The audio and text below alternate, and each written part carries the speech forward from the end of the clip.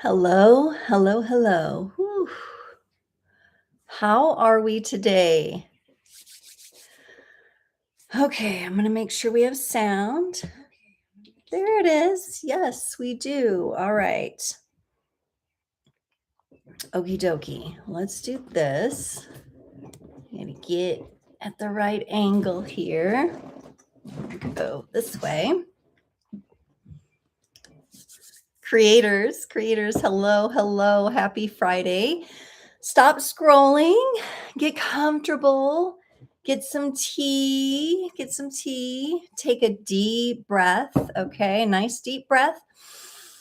Are you feeling exhausted from doing all the work yourself, or just feeling like things are picking up? Or maybe frustrated because you've been working on manifesting and something's just not landing, or at least yet. Let's add that yet to it.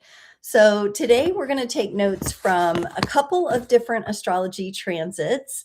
We're going to be looking into Venus and Mars, who are really going to be represented in the archetypes of the tarot, the Empress and the Emperor, as a power couple energy. So we're going to be working on power couple energy and how it applies to us, to our lives, and how we can use that. So if you want to be unstoppable in your relationships, right? Who doesn't? And your business, right? Or your next project, your next adventure.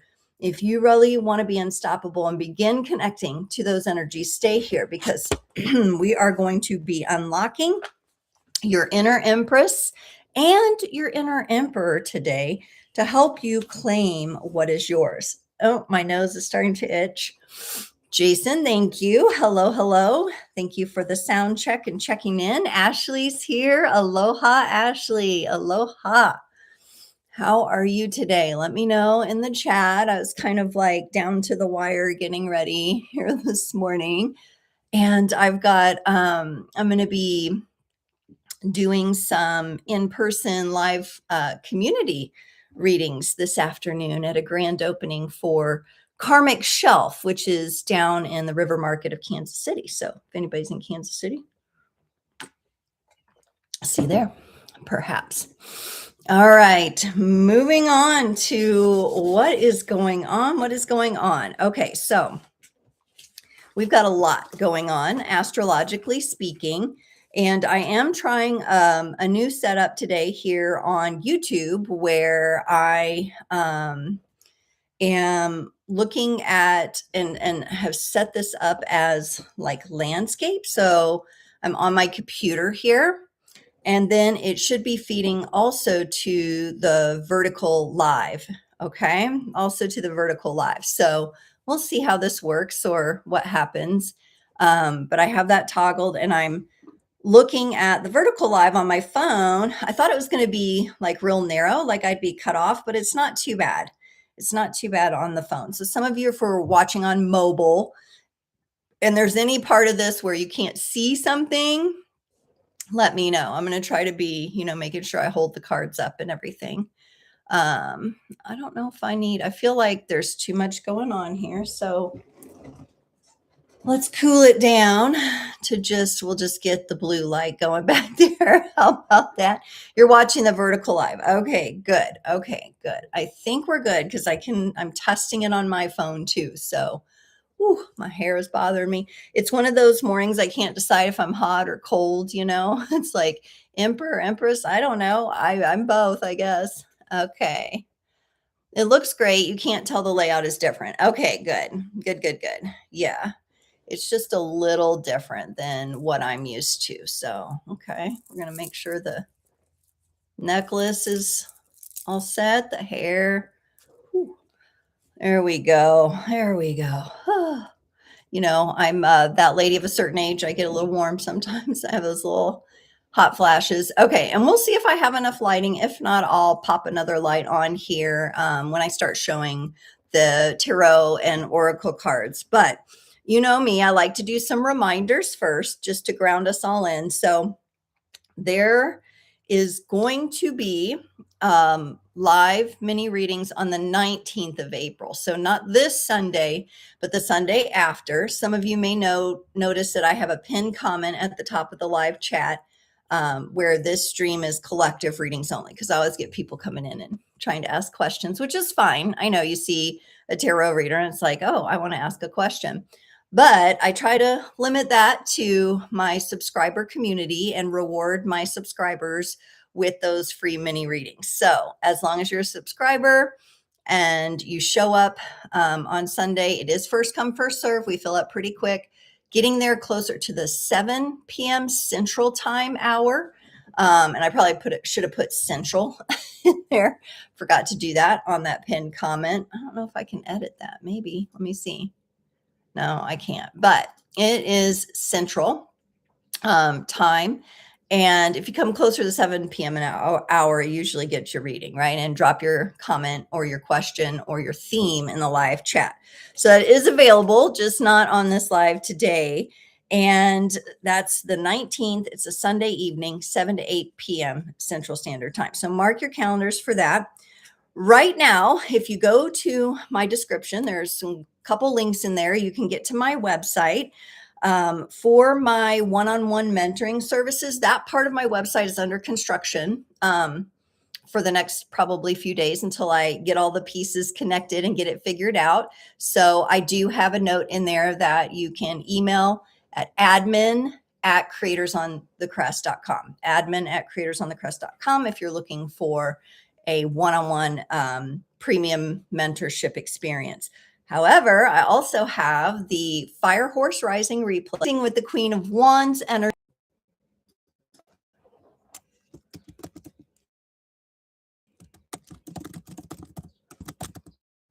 I hope you guys can see that. Okay, I'm back. Okay, so it froze for one moment. Sorry about that. I'm back. The Fire Horse Rising replay, the link will be on the website. All the links are in the description. Also, the Archetypal Activation audio library is available now. So if you've been following here on the channel, you know that each week every Wednesday, I've been going into a different major arcana archetype from the tarot. So we've done the Fool, the Magician, we've done the High Priestess, and the Empress. Okay. And so today we're still kind of in those Empress energies. This next Wednesday, it's going to be the Emperor. So I have videos here on the channel for you to learn and immerse more in those archetypes. You can be a beginner, you can be intermediate and advanced even, okay? Because it really is about you connecting you with the energy. So if you're someone who's trying to learn tarot, whether for yourself or to share it with others, it's a great opportunity for you to really have that mind, body, soul connection with the energies rather than just the rote memorization of, oh, this card means this and that card means that. You get to actually have your own personalized experience.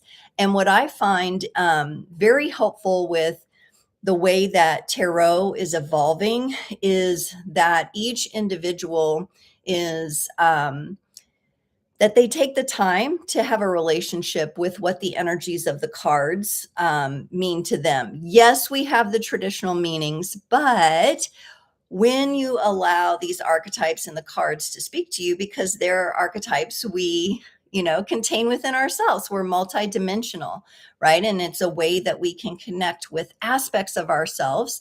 And we can also utilize, what's nice about the audio library is you can utilize the audios for specific things in your life, because each archetype has a different vibrational frequency. The Magician, manifestation, the Empress, magnetism and receptivity. You're going through different things in your life to help you ground and center and align the energies. Okay, so that is available. There's more about it in the description, so you can check that out as well. And then ladies, women out there, or gentlemen who have women in your life, spiritual sisters, moms, daughters, friends, wifeys, let everybody know that I am getting ready to launch the Creators Current Women's Membership. It's going to have several different tiers, so there'll be several different opportunities and ways for women to participate in that. I'm really excited about it, and I have on my website a wait list. So if you have interest in that, the wait list is just to get you on the email to make sure you have priority, consideration. It's not a commitment yet. You're not committing yet. You'll just be provided the informational materials to determine if that is a membership that you would be interested in joining. And I'm really excited because I really want to take women to the next level. We have a whole new cycle starting, and we've struggled and had to shed our training wheels over the last couple cycles of things. And I'm speaking astrologically here. A lot of planets and points are moving into Aries. It is actually brand new cycles shifting. And what better way to make sure you start off on the right foot and make sure you achieve your goals than to get support to invest in yourself. So there's going to be a lot more to come on the Creators Current membership. But even if you're already on my email list, you want to go to the link, the VIP link that I put in the description, and put your name in there. It's going to signify to me that you're interested, and I have a little bit of a special going on for the people who might get involved from the beginning. You'll kind of be grandfathered in at a special rate. So that may be something that you're interested in. If you're really ready, ladies, to take it to the next level, and really, a lot of us we kind of, 40s, 50s, we kind of feel like we're starting life again. It's kind of like this huge reset, and we've got all this wisdom now. And how are we going to use that and really change the reality field of the world? That's what we're going for here. To do that, it's very helpful to be in a supportive circle of women together so that we can celebrate, share, and support one another and deepen our understanding of our purpose and the universe, etc. So, okay. Yay. I'm so excited about it. Can you tell?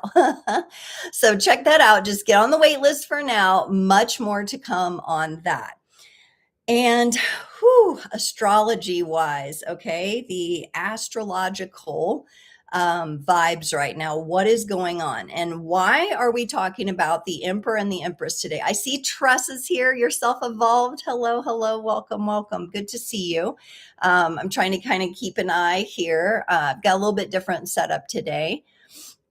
But yes, how have you all been sensing the energy lately? Like, where are you at with it? Have you been connecting with the Empress energies of receptivity and magnetism and finding that alignment and that groundedness with the earth? Or have you been feeling really pulled into the Emperor energies, the action, right?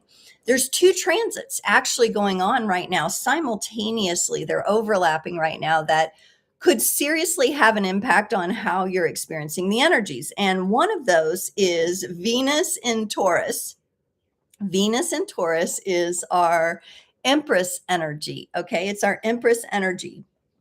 That transit began on March 30th. So you might think back, what was that, like 10 days ago, 10, 11 days ago? Think back to how you were feeling then, what's happened since then. It's going to last until the 23rd of April. So we've got another 13 days in the Venus and Taurus transit. Venus is super duper duper duper happy in this Taurus placement. It's nice and comfortable. It's nice and cozy. The Empress is relaxing. She's enjoying the nature around her. Okay. It's a very feminine, receptive, flow, comfort kind of energy being in Taurus. Okay. Now that's beautiful, but we don't want to get lost all day, every day. Just, we might. If we're on vacation, we might get lost just relaxing by the beach or something, right? But your self-evolved is saying right now, and this is the perfect segue into the other energy that you're probably feeling, which is that masculine energy, that active energy. Things are kicking up. Your self-evolved says, I accomplished a lot this week. Yes. And there's going to be more energies like this because just yesterday, Mars entered Aries. So we have our feminine energies of Venus and Taurus. Now we have our masculine energies of Mars and Aries. And this is our emperor energy. Okay. This is our emperor energy. And so any actions that we're taking now, like your self-evolved said, I accomplished a lot. That's great because it's going to feed into the structure. The emperor is the number 4. 4 gives us our foundation, our structure, our square, right? Our 4 corners. And it sets up a great structure and foundation. So anything you're doing now is really investing in your structure, your security, your safety in the long term. So consider that. Mars will be in Aries. And if you're like, oh, I'm not feeling that yet, it's okay. It's going to depend on your particular chart, right? But it will be in Aries through May 18th. Okay. So we're just at the very beginning of this. I think many of us are going to be feeling like things pick up more and more and more. I'm going to just kind of just make sure I'm clear here, as clear as I can be. Okay, there we go. So yeah, we're going to be feeling that a lot more, y'all. We're going to be feeling that a lot more. So here on the one hand, we have Venus and Taurus, relaxing, receptive. Here on the other hand, we have Mars and Aries, active, progressive, taking action, doing things, building structure. And it's a beautiful time to find the balance point between the two of these.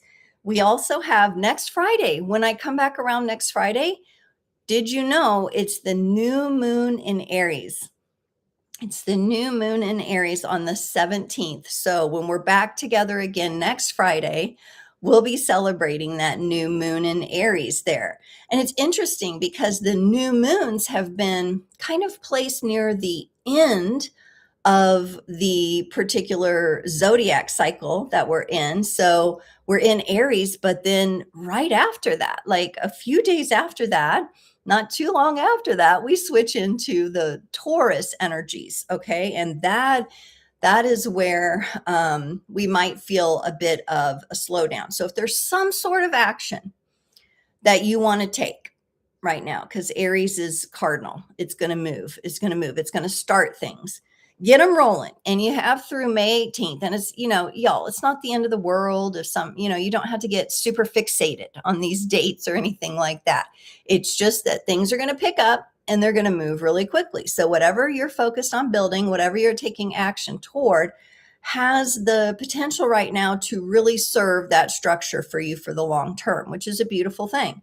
And we have the Venus and Taurus energies, which are going to come along and you're going to feel that too. And you're going to want to, hey, I need to take a day off. Hey, I need to relax this afternoon. Hey, I need to rest, right? I need to get extra sleep, whatever it is. So you're going to be feeling that as well and working to find the balance, because a lot of us were in previous cycles where we just ground ourselves into the ground. We went and did like hustle, burnout. Okay. That's not the energy we want to carry into this new cycle and this new beginning, right? We're doing things. We want to work smarter, not harder. Okay. And also the more that you've done the work to align the actions you're taking in life toward work, relationships, career with your passion and your purpose, I think the easier it's really going to feel for you. Okay. It's going to feel easier for you if you've been making moves, even micro moves, to align that for yourself. All right. So it's looking really good activity wise here. Okay. So you're going to feel that pick up. Now, with Mars and Aries too, I do give a little heads up. It'll kind of be in the psychic weather too. And I felt this about a day before. I think it was on the 8th. Was it Wednesday? Because I was out driving and people who are unaware of these energies and how to work with them, they're just reacting to the energies. There's a little more aggression on the roadways, a little more, like kind of bullyish driving. So just do be aware of that if you're going out and about, to have that situational awareness. Tressa with Yourself Evolved, equal parts work and rest, self-care. Yeah, let me know. Ashley, how's it going for you? What energies are you vibing into? Anyone else who wants to comment on that? Please drop a comment in the live chat. I am looking. Okay, so we're going to, and I don't even know if I have all my oracle cards ready yet. So while you're all thinking and commenting and stuff, we are going to get into a collective oracle reading to kind of support us here in these two dynamic energies of Venus and Taurus and Mars and Aries. And we're going to bring it together into, like you saw in the title and the description, power couple energy. So this is the yin and yang, the positive and negative charge within ourselves. And why this is important, okay? Why this is important is because regardless of what you're trying to manifest, whether it's a relationship, if you're single, an upgrade in something, you know, a new car, a new living situation, a new career, you're an entrepreneur, whatever it might be for you, you want to make sure that you're stepping into the opportunities you're given in wholeness, okay? If it's all action and no rest, you're going to burn out. If it's all rest and no action, you're not going to get anywhere. So we're really working on locating and vibrating at the frequency where within us, where we are power coupled, okay, within ourselves. And believe me, if you're on the single train and you're really focused on manifesting your person, your soulmate, your, you know, whatever, your sacred union, all right, this is so important to have the energy aligned within you first.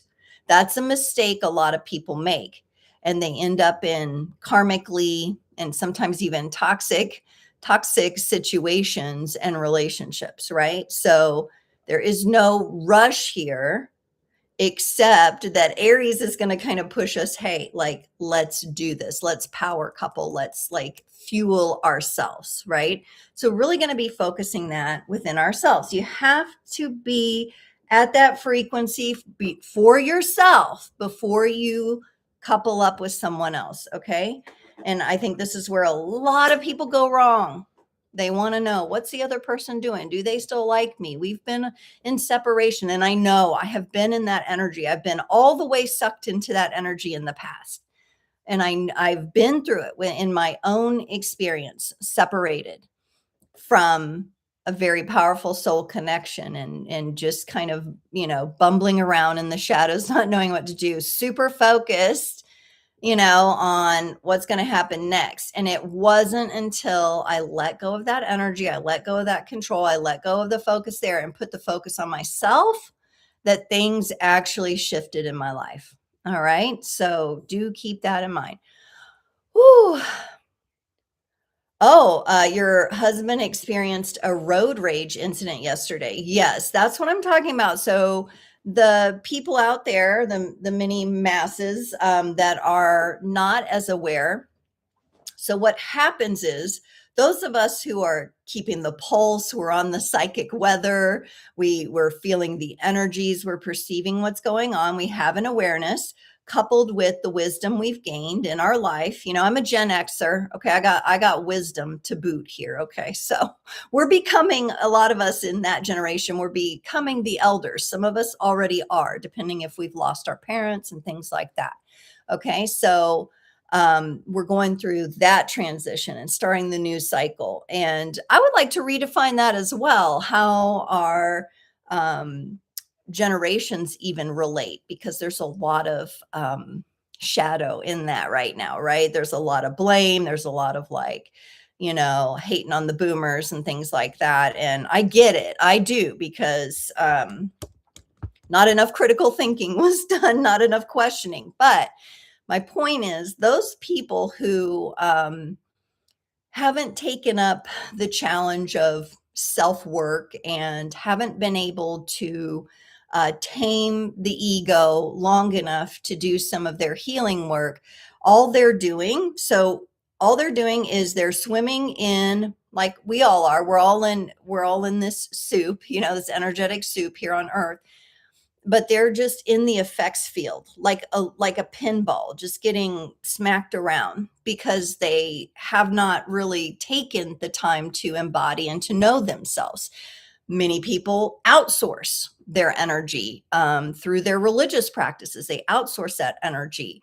They don't seek the true deep connection with the divine, the creator, and the creator within. And so there's a lot of that kind of thing going on, all right, where they're just kind of flopping around in the effects field. And so when these waves of like Mars and Aries, which is like strong, powerful action that can lead to anger, and you're someone who doesn't know how to channel your anger in a healthy manner, you're going to rage out on the road and you're probably going to hurt yourself or someone else, you know? And so that is the value in doing the real work upon yourself, both the light and the shadow work, and going through your healing and being real honest with yourself, taking accountability for yourself. And I mean taking radical accountability for yourself, because that's how you jump on top of that pendulum that's swinging back and forth while all the other people are down here getting smacked by it, road rage, blah, blah, blah, blah.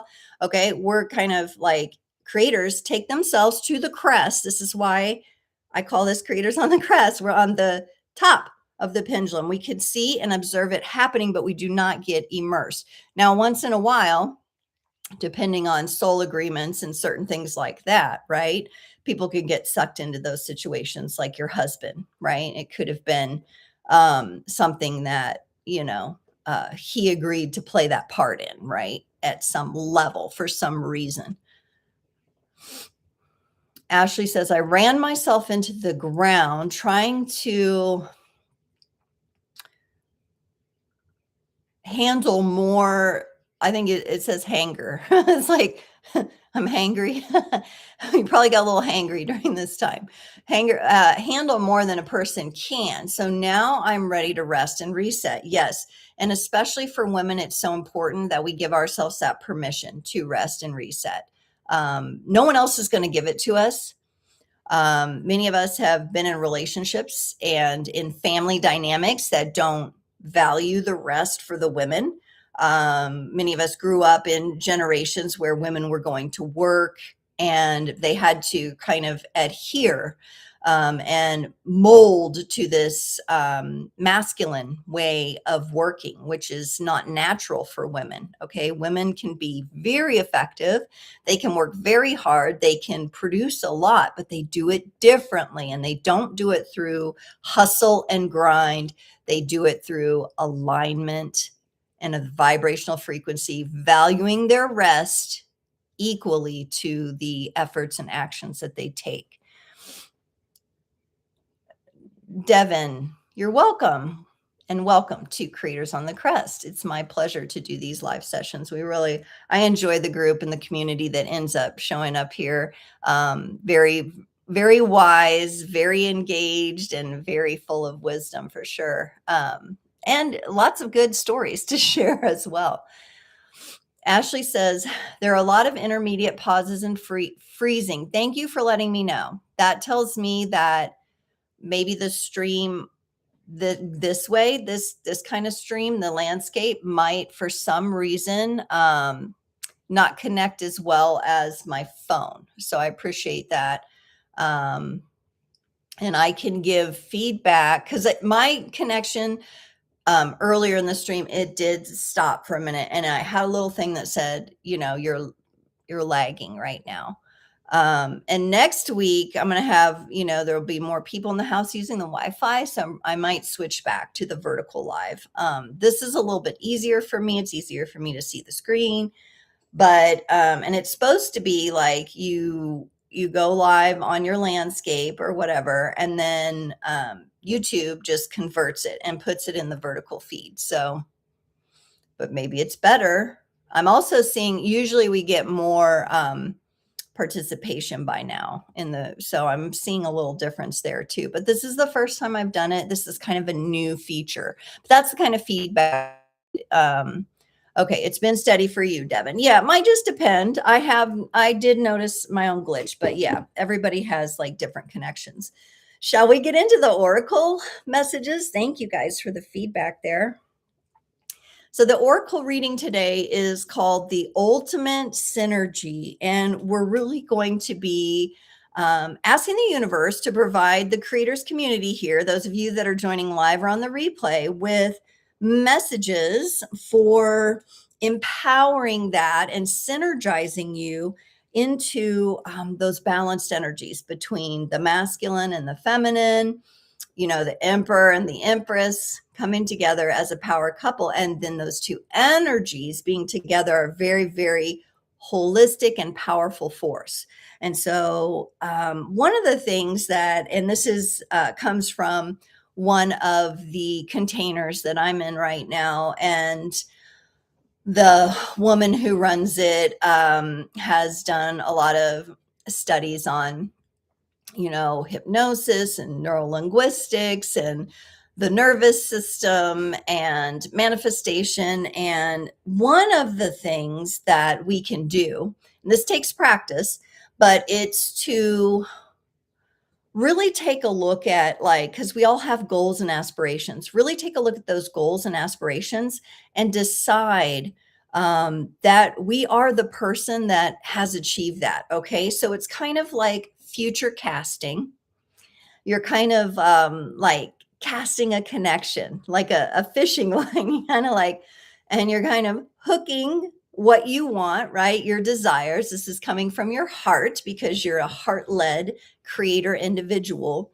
And yes, it's true. You're not going to have the proof at first that this is manifesting, right? So maybe one thing to do while we're going through the oracle messages is just to consider, what's that thing you want?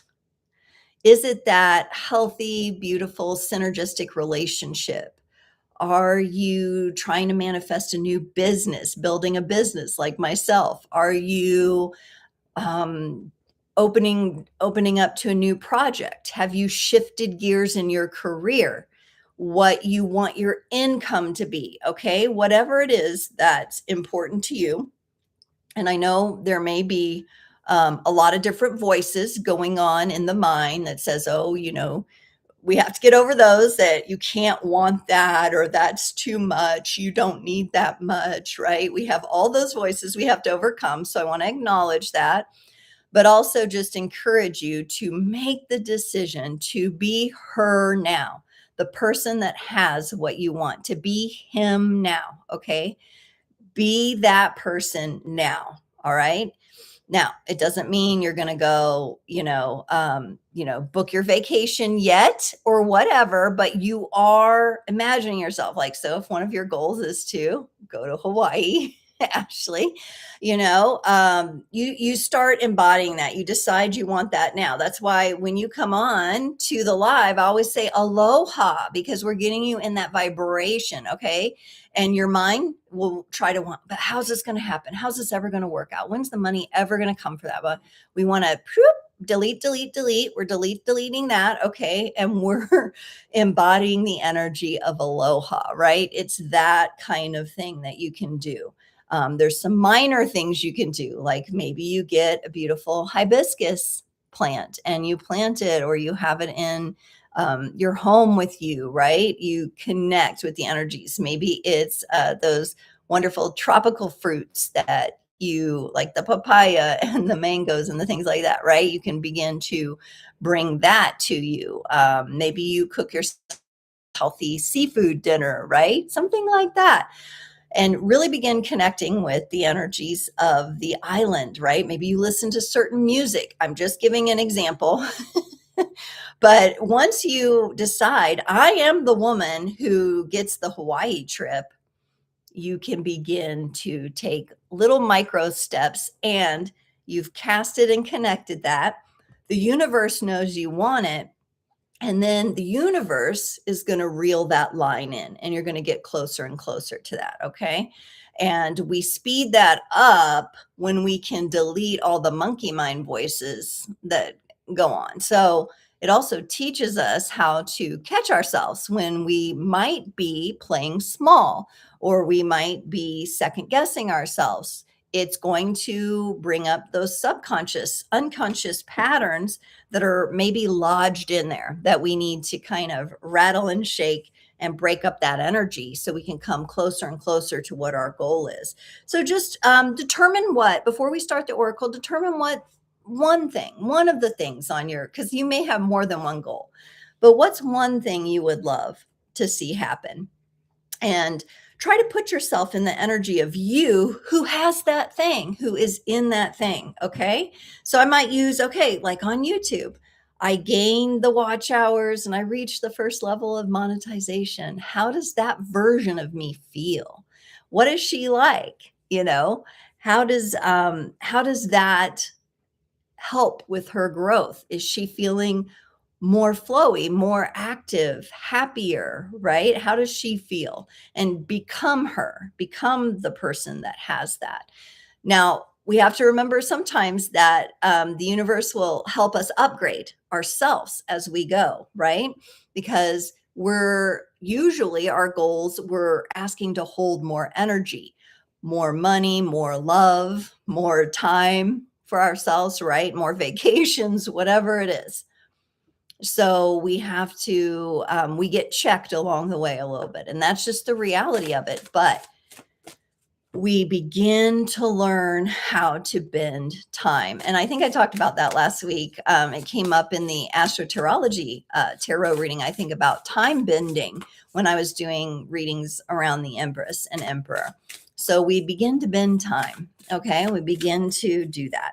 We're going to start off today with the Healing Waters Oracle. So maybe a little bit of information about, and let me put my phone so I can make sure that people can see the cards on the screen. Maybe a little bit of information about what we need to heal, or what message would be important for us of something that, you know, we're still working on letting go. I know a lot of you have closed off some major cycles lately, but what do we need to remember as we continue the healing on our journey and take all of this activated action? And it looks like the universe is saying, hey, you know what? Take the plunge. Don't hold back. It's time. Go for it. Dive in. There you go. Dive in. Dive into that Hawaiian vibe. Dive in. Take the plunge. Take the action. Do the thing, right? I love that there's water energy coming up with this, though, because water clears and soothes and heals.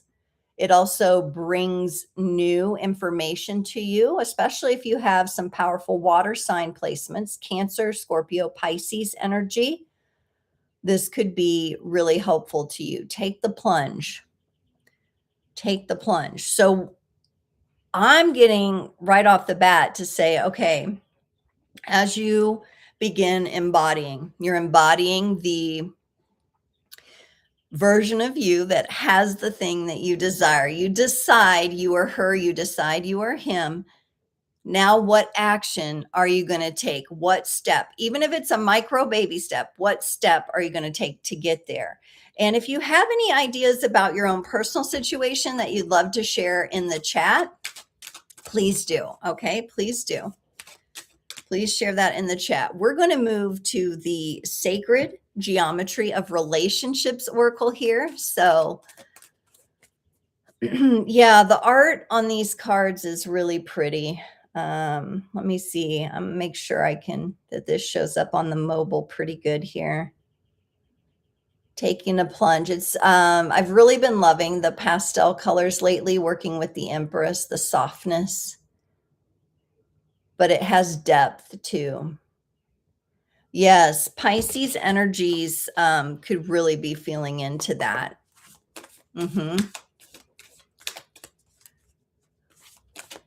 Your Self-Evolved says, more consistent energy levels. My goal is to be more mindful of the foods I eat. Okay, wonderful. So what is one small action that you're taking? Like, are you keeping notes on that? Like a little journal, little voice notes for yourself? Are you Do you have like a little journal for your meals? Are you seeking out recipes? Like the little goals that you take. Because, you know, too, when we're setting up habits, that magic number is kind of like 21 days. So you can even put yourself through a little 21-day challenge with whatever it is, where you'll take little micro steps toward connecting with that version of you that has, you know, the healthy balance of food intake, right? Whatever it might be that has those energy levels. So, what does that version of you look like? What does she do in a day? What does her sleep look like, right? And really, really connect in with that. For the sacred geometry of relationships, for any of you focusing on manifesting healthier relationships, could be friendships, could be starting off new patterns with family members. It could be love and romance as well. We got number 19, expression, and it says the frequency of expression supports our ability to bring our true essence through many different forms of communication. So we're not just, and let me hold the card up, we're not just talking about talking, we're talking about body language, art, poetry. Oh, it's a beautiful card. It's very activating. I love this card because it gives me the sense of like that Aries fire with the reds and the oranges there, kind of like that fire is glowing, but we have then the beautiful soft flowers. And then we've got the square, which is the Aries kind of energy, the Emperor, number 4, the 4 corners, but with the softer energies, and the circle is in the fiery energies, the active energies. So this to me shows a beautiful blend of what I'm talking about, just the image alone for that. And Yourself Evolved says, I'll have to think about that. Yeah, track my macros on an app. Yeah, more protein. Yep. There you go. And making it easier on yourself, right? You know, we're the nice thing about the age we're in is you can work that out. You can find the app and kind of have the app do the work, do the heavy lifting for you. You don't have to go try to find a book at the library or something like that. You can. It's nice to slow down sometimes and do that kind of thing, but you don't have to, right? You can quickly find a way to connect with that energy that works for you. And when we're connecting to that future version of ourselves too, what I find most helpful, and Pisces energy will relate to this. I'm a Cancer, Cancer sun. Feel. What does he or she feel like? Okay.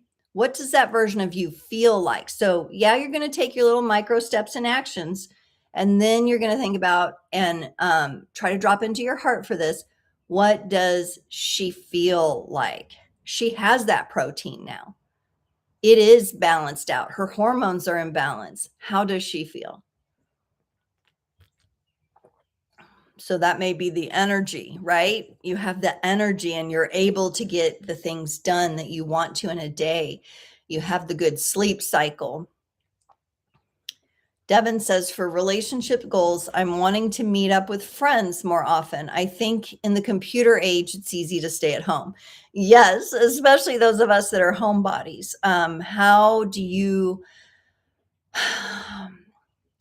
So 2 things, Devin. How does it, when you envision yourself wanting to meet up and going out or being out with friends, how does that feel? What's the environment feel like to you? Is there more laughter? Are you having more fun? You know, really connecting in with those energies. And then maybe it's just sending a message to someone. Hey, what's going on this weekend, right? What are you doing this weekend? And connecting with those friends that you want to hang out with, that you want to meet up with. It is important for us to keep getting out. I keep a very tight inner circle of friends, but I have been finding that going to community exercise classes has been really fulfilling for me. And of course, I've gotten to know a few of the people in the class and, talk to them. Hey, how's it going? How's your kids? Things like that. So it's like a pleasant experience. But I was in a Zumba class yesterday, and it's not always all women, but this particular class, it was women of all ages pretty much. And it was so fun. The music she had going, it was just such a vibe. You couldn't help but smile. Like if you can find a exercise that you smile while you're doing it, that's really helpful. It's always fun and warm with them, but I just need to pick up the phone. Yeah. Let's get a message from the animal spirit guides and see what comes out. That, those of you that are tuning in live or on the replay, even though these are collective readings, you may actually get what feels like a more personalized message. That's what tends to happen. The way that I read energetically is I tune into my greater being. So, I'm really tuning into my full energetic field, which is where it overlaps with y'all's energy and your greater beings. And I'm listening and just shuffling and tuning in, and the card that needs to come up comes up. Oh, it's a cute one too. We got Panda. It says, create a sacred space for yourself in your home or in your place of work. A sacred space. And I'm just thinking of like the pandas eating on the bamboo, rolling around, they roll. It's so cute when they roll, kind of like, just like they'll just kind of melt, roll, fall over things. What an adorable card. I don't think I've ever pulled this before from this deck for a reading. So this could be something you have a little fun with too, because maybe your sacred space is like the Empress. Maybe you're adding some decorative pillows, some cushions, your favorite blanket to your reading spot. Or maybe it's more like the Emperor, of like you're organizing your desk or your workspace and you've got, containers and files and different things. So whatever lights you up with that. What a cute message here. I love that. I love Panda energy. Yeah, it's like they've got like kind of like a sweet and kind of just, they do their thing and they roll around and and they're cute. They're really cute. So embracing that panda energy and have that space for yourself, just and maybe it is a space that makes you smile. Maybe it is a space you can have fun in. Maybe it's the place that you like to exercise. All right. Maybe if you like to hike and get out in nature, maybe you find a little spot on your trail and you do a little, offering there every time you go by. Something like that. There's lots of ways to incorporate that energy. All right, let's go to the Sacred Traveler Oracle. I always like this because it kind of gives us a heads up of what to watch out for on the journey, or what we should pay attention to, what we should work to embrace. No, not yet. I was going to pull one, but it's not quite 100% yet.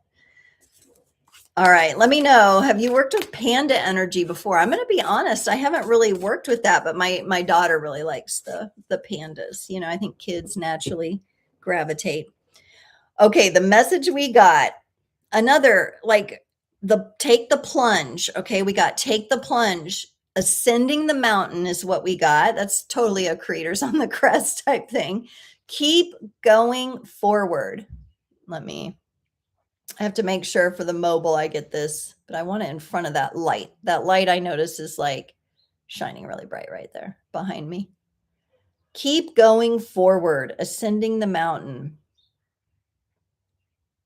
All right, so this speaks to, like in this card, we know what we're going through is a journey. We know sometimes there's going to be those times where we feel like we're going uphill, but there's also going to be plateaus. There's also going to be places to rest. We must keep going forward. We must embrace our tenacity and be tenacious. All right. Tenacious Devin, tenacious Ashley, tenacious Tressa, right? Keep going forward. And I do feel that. I do feel that in the energy. And as you keep going forward, keep connecting with what you want to draw to you. Okay. Keep connecting. So you're taking the actions, you're moving forward, but keep connecting in your heart, in your emotions, in how you feel. Keep connecting to that energy as well. Don't forget to, how does it feel? And make notes of that. All right. And you can do a lot, like those of you that journal or even use your voice notes when you have a thought, an inspiration, idea. You could even say, okay, like turn on the voice notes or voice record on your phone. And you could be like, okay, the version of me that is in Hawaii, this is what the air smells like. This is what the food tastes like. I feel the sand beneath my feet. You're bringing it into reality with your beautiful heart energy. I like to get a little cheeky now and then, so we're going to use our badass oracle here.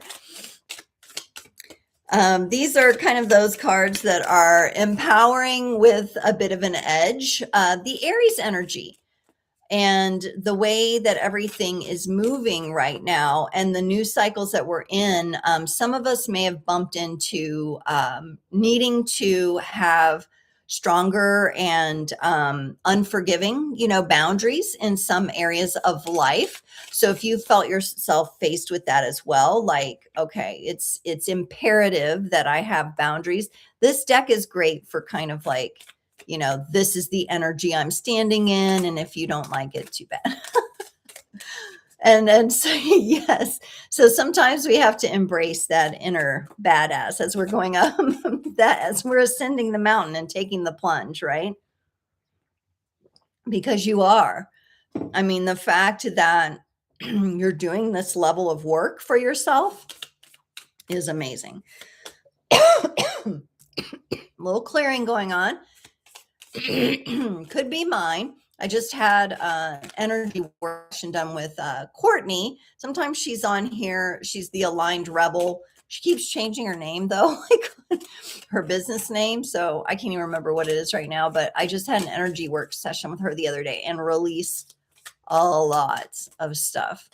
And my body's still working through it. All right, we're going to get a couple of these cards here. This one is definitely wanting to come out. I think we're going to get about 3 of these little badass messages here is what I'm vibing here. Is it that one? No, it's that one. Ooh. Woo. I haven't shuffled them a lot because they're kind of a newer deck that Jason got for me, so they're a little sticky still. Okay. Okay, here we go. Let's start with this. I'm a warrior, not a worrier. Oh, yes. Yes. A warrior, what do? They keep going forward. They take the plunge. The warrior takes the plunge. They're not holding back. They value and create their sacred space. They express themselves in their wholeness, their whole being. Okay. So being a warrior of life, right? It doesn't mean being violent, right? Warrior means being able to take on challenges and work through obstacles without getting into a frequency of worry. Now, worry, even when you're worried about someone else, like I think in society sometimes, and maybe it's a religious construct, I don't know, but it's like looking at like, oh, I'm so worried about so and so, they're out there, or they're driving or they're doing something, and I get it. Like even as a parent, I totally understand, worry about your kids when you don't have eyes on them and things like that, and worrying about things working out for them. But can we move that worry into a warrior energy? I'm a warrior, not a worrier, because that worry energy, then when we worry about someone, we project that anxiety onto them. Is that fair to do? I don't think so. We project anxiety when we worry. So when you really shift that, you have that switch inside you that says, I'm thinking, can you think of the person? Can you hold them in your heart? Can you wish for the warrior in them to be online and emerge instead of the worry? Then you don't project that energy. It's just the vibrational frequency of care and reflection and love. All right. So that's something that I bumped into lately about worry. And you can feel it. You can feel worry radiating off people, whatever they're worried about, right? And if you're worried about the economy, you get too caught up in watching stuff, on the mainstream, stuff like that, and you start to get, because that is designed to keep you in high anxiety. And I know you all know that by now. All of that is designed to keep you in a high anxiety kind of state. Okay. And it is important to really be able to detach from that, to see through what the programming is with that. I love that card, but I think parents of driving teenagers get a few years, yes, on grace. I don't want, right. You don't want to project onto him, but you see what's going on in the roads and oh my gosh, I don't want that rage that happened to my husband to happen to my son. Oh my goodness. But that's where we have to, as they move into adults and they take on more responsibility, we have to have those conversations with them of what's the best way to handle something, right? And prepare them, put them in that warrior mode, right? Put them in that warrior mode. So, and know what decisions to make, right? What do you do if someone rear ends you? What's the first thing you do, right? What's the second thing? It's terrifying.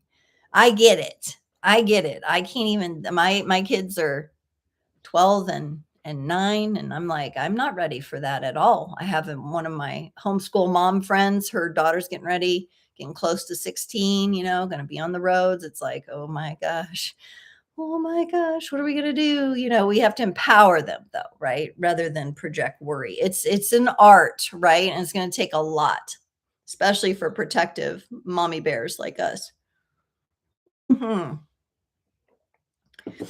So it's just managing the energy, you know, managing the energy, keeping the lines of communication open. This next one, I like this message too, because this will help for those of you who have ever dealt with issues with body image, your value and worth, the shape of your body. I'm really getting the somatic body kind of sense with this. I'm really getting the physical. The physical is really coming out with this message. And it says, I celebrate every inch of who I am, flaws and all, because I'm freaking fabulous. I celebrate every inch of who I am. That's why, I've definitely had issues with, okay, the shape of my body, to the degree that I'm even like angry at a part of my ancestry. Okay. This has been coming up lately.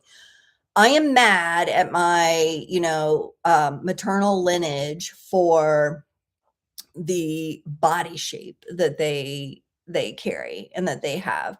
And it's not a good feeling because that's me too. That's part of me, and it really cuts me off from loving. But I'm like, I'm aware I have this coming up, and there's anger and pain underneath that, not necessarily about their body shape, but about the decisions that they made that had a negative impact on my maternal lineage, on my mother, right? And so that's an opportunity for me, and that I am really processing this in my body, right? Like this is coming through on a cellular level. Right. And so when we deal with, and whether it's been your weight has fluctuated, you've been in environments very competitive with looks, muscle, how much you can lift, all the competition stuff. I mean, it does a number on us. So we have to really connect with this energy of celebrating who we are. And I love Zumba for that reason, because in Zumba class, You're shaking your hips, you're shaking your booty, everything's jiggling around. There's no getting around it. You're kicking, you're flailing, you're dancing, the salsa, the merengue, all of it. All right. It really, really moves the energy into the edges of the body. And maybe each of you can do it through yoga. You can do it a lot of ways, really move the energy and heal that, shake it off. I love shaking it off, and it makes me feel fabulous. You definitely have to get over the, I don't care who's watching. And that's why I love the Zumba class, because everybody's just, it can be very focused on trying to like get the moves too. So everybody's very focused on themselves and kind of like figuring it out. I never feel like anybody's like, oh, she's not doing the move right. Like that would just be my brain if that came up. That would just be the stinking thinking. And lastly, this one kind of sums it up. Zumba is a dancing class. Yep, it's for men and women of all ages. You can take it at any like level of intensity you want, which is another thing I like about it. I've been in multiple Zumba. It's Zumba, so it's like Latin. It's a lot of Latin dancing. So you're going to do some salsa, you're going to do some merengue, you're going to do some whatever else, then it's kind of blended in usually with some exercises. Like you might have some squats here or there, or some, type things, some kicks and moving around and dancing. And it's a lot of fun though. And the music is great. So it really gets the blood flowing. There's older people in the class, and if there's like a high intensity move, they just do it at a lower intensity. So it's really geared toward anyone who really wants to just kind of remain active and mobile, which is great. So yeah, I have a lot of fun with Zumba. I do that once a week. I wish I could do it more, but I have a very, very busy schedule. And I've been taking my daughter to Zumba class with me, and she has a lot of fun learning. You kind of don't know what's going on at first, but if you keep showing up, then you get better and better. And it says here on this card, I am worthy of all the effing good things. I am worthy of all the effing good things. So this kind of embodies it all. It kind of brings together our entire reading here and what we're doing to align and embody the power couple energy, that we're worthy of it all, and really bringing that worthiness in, right? A lot of us have had to heal patterns on worthiness. And it really helps when you're working with your own self-worth. It really helps to do things that make you feel good and that make you smile and feel good about yourself. Also, have that positive self-talk. So be able to catch when you might be running on an old program of like, that's not good enough, or you're not skinny enough, or your booty's not round enough, or whatever it is, right? Like so much, right? It could be all of the above, right? And clearing out the mind for that and really coming back into the heart space. Okay. Let's get into some tarot readings now. We're going to do some breakout tarot readings today. And I'm going to get out these cards I haven't got out for a while. I've got the Journey to the Divine Feminine cards, kind of to go with like that Empress vibe. And then I've got my little blue bag here. We've got the Journey to the Divine Masculine. So we're going to pull some masculine and feminine cards as well. Even though I'll be doing tarot, we're going to do that. I pulled out this other set of cards. It's the Divine Essentials Counterpart Oracle. All right. So maybe there'll be some relational energies that come up in these readings, but let me just explain really quick the three different readings. Okay. The first one we're going to dive into, we're going to take the plunge into the Empress's magnetism. That Venus in Taurus energy is where we're going with the first one. And we're going to really go into that reading with the intention that we're turning on our magnetic receptivity, especially for that Hawaii trip, or especially for that goal that we have, that income goal, or whatever it is. Now, this is going to help us attract, it's going to help the universe reel that future version of ourselves in faster. the right clients finding us, the right opportunities, okay, the right events opening up so we can go hang out with our friends. And we're doing this. Here's the key. This reading is about doing that without the burnout, okay? So it's very active energy. It's very manifesting energy. It's very magnetic. Sans the burnout. No burnout going on here, okay?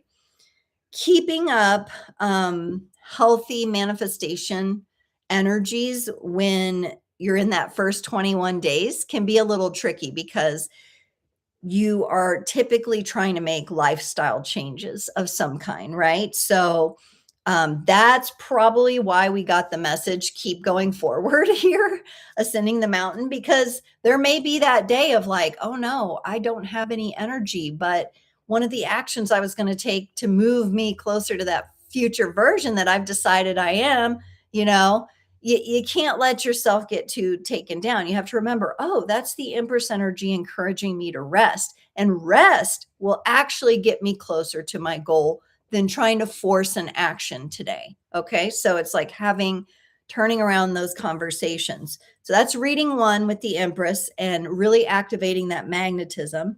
Reading 2 is going to be, of course, the Emperor, the Emperor's command. And this is Mars and Aries. This is where things are more assertive, more confident. And we're going to ask, where is it time for you to set decisive boundaries? Could be with yourself, could be with others, and take decisive action. So we're going to probably feel the heat in that reading a little bit more. These are going to be the structure. So we talked about structure today, and that energy was definitely set up at the beginning and set up through the oracle messages, but also those bold moves for you to implement, and also any messages to do with protecting your energy, which is important. And here's the key here. This reading is going to be about leading your life like you are the CEO of your life. I like to call that creative executive officer instead of corporate or whatever it is, right? Creative executive officer. You are the creative executive officer of your life. And we're going to really look into the energies in that reading for how do we lead in that way, lead our lives.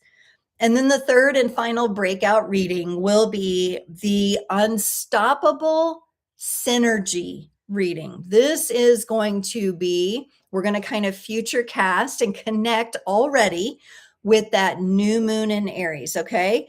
We're not taking ourselves out of the present, but we're bringing those energies closer to us.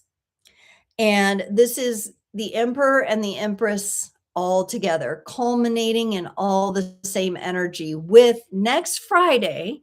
Let's mark it on our calendars, whether you're back here with me on the channel or doing something else, to really be a witness to what has progressed in your life from today to next Friday along these lines of the actions you've taken, the feelings you've felt.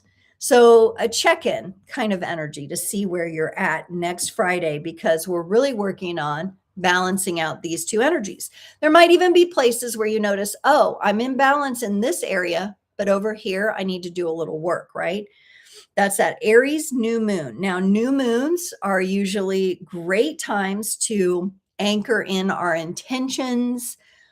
They could be about new beginnings, new cycles, right? What we want to achieve by the next full moon, which we haven't even got to yet, right? So really over the next week, coming up with these things and seeing what we can anchor in these balanced, unstoppable, synergistic energies of the Emperor and the Empress coming together as a power couple, which I totally don't even have. Let me show you the Emperor and Empress real quick here. I should have got those cards out already, but you know, sometimes we're doing other things like getting ready, getting up, getting out of bed, getting going for the day. They'll probably be like way down here in my deck. But let's take a quick look at them. There's the Empress. Got her. Okay, Emperor, where are you, my friend? Whew. Of course, they're on the bottom half of the deck here. Here he is. Okay. So here's our Emperor and Empress energies. Let me just kind of hold them in the front so they're nice and visible. Whoop. So you can see them. All right, there we go. Move a little closer. I love how they're both in their thrones, but the thrones are very different. The Emperor's throne structure, it's got edges, it's got corners, it's got that Aries energy, those Aries rams, the action. He's wearing armor. He's wearing the armor, the knight's armor, right? So he's gone through that journey as the knight. The Empress, though, she's relaxed. She's on cushions and pillows. The Emperor is got mountains behind him. The Empress has a forest representing the balance of the energies. So these are really what we are working to synergize here. The Empress and the Emperor. Devin says, yes, that was yesterday for me. So tired. Yeah, sometimes, it's just about surrendering into those energies of, I'm tired today. I need to rest. For those of us, usually people who are attracted to my channel and find the channel, they're sensitive people. They're also, I'm finding, and you guys can let me know in the chat, have you found yourself to be more psychically sensitive or aware lately? Has that been amplified? Because I'm getting a lot of reports of people feeling like, oh, my psychic abilities have increased in some way, shape, or form. So let me know if that's you. Let me know if that's you. I'm actually, for the readings we're going to do, I'm setting the Emperor and Empress on either corner here. So they're going to kind of anchor in these energies, and then I'll show them as I need to throughout the readings. But I'm taking them out of the deck to have them be our balanced anchor points. But yeah, let me know if you felt that. I think as part of this new cycle, a lot of us, especially if you've been working on clearing old energies, you've gotten away from toxic patterns, jobs, people, you've cleared out a lot. Or maybe you've just moved on from the people and situations that you can't take forward with you. They just no longer fit who you are. Yes. Yes, the Emperor really is connected to that energy of Aries. Each of the major arcana cards connects to well, not each of them. Let me say this. Each of the zodiac signs has a related major arcana card. I got to say it that way. So it's Aries for the Emperor. There's not a zodiac sign connected, at least not historically, to the Empress. But she's Venus energy, and I would probably put her close to Taurus, even though there's another card in the major arcana, the Hierophant, that's connected to Taurus energy. I would definitely put, especially like the feminine aspects of Taurus would be the Empress. So that's why, and I cannot make this up, y'all. Okay.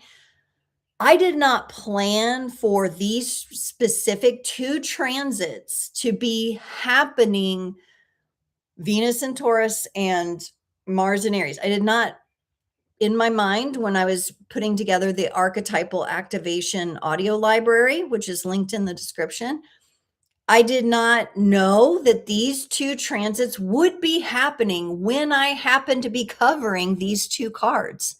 This is just how it is. When you begin aligning with the energies, you just start to flow with them, and they just start to unfold in the way that is aligned and in the way that they meant to.